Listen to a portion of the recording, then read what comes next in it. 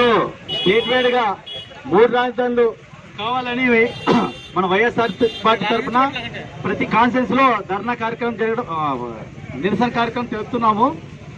దాంట్లో భాగంగానే ఈరోజు మన ఆదోనిలో బైక్ ర్యాలీ ఎమ్మెల్యే గారి ఆదేశాల మేరకు బైక్ ర్యాలీ జరపడం జరిగింది. కావున ఇక్కడ వచ్చిన పార్టీ కార్యకర్తలు, నాయకులకు అందరికీ పేరు పేరున నమస్కారాలు తెలుపుతూ ఇప్పుడు ఈ కార్యక్రమం ఉద్దేశించి మన విద్యార్థి నాయకుడు ఫయాజ్ అహ్మద్ గారిని మాట్లాడుతుందిగా కోరుతున్నాం.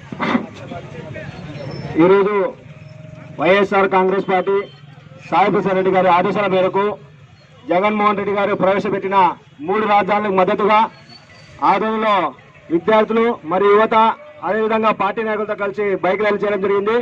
ముఖ్యంగా వైఎస్ఆర్ కాంగ్రెస్ పార్టీ తరఫున మేము ఒకటే ప్రశ్నిస్తున్నాం చంద్రబాబు నాయుడు గారికి, మీ హయాంలో కర్నూలు జిల్లాలో హైకోర్టు కావాలని ఆ రోజు ఉద్యమాలు చేస్తే అరెస్ట్ చేయడం తప్ప వేరేది ఏం చేయలేదు. మీరు కర్నూలు జిల్లాకి బెంచ్ అయ్యింది సార్ అని చెప్తే కూడా ఆ బెంచ్ కూడా ఇలాని చేత కానీ దద్దమా మీరు అని చెప్పి కూడా ఈ సభకు మీరు తెలియజేస్తున్నాం.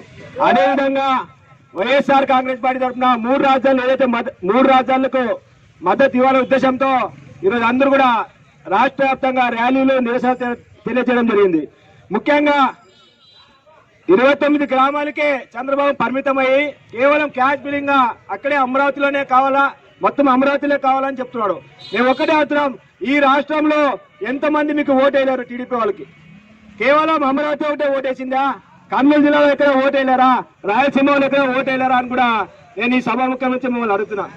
ముందుగా టీడీపీ వాళ్ళు మీ వైఖరి ఏం తెలియజేయండి.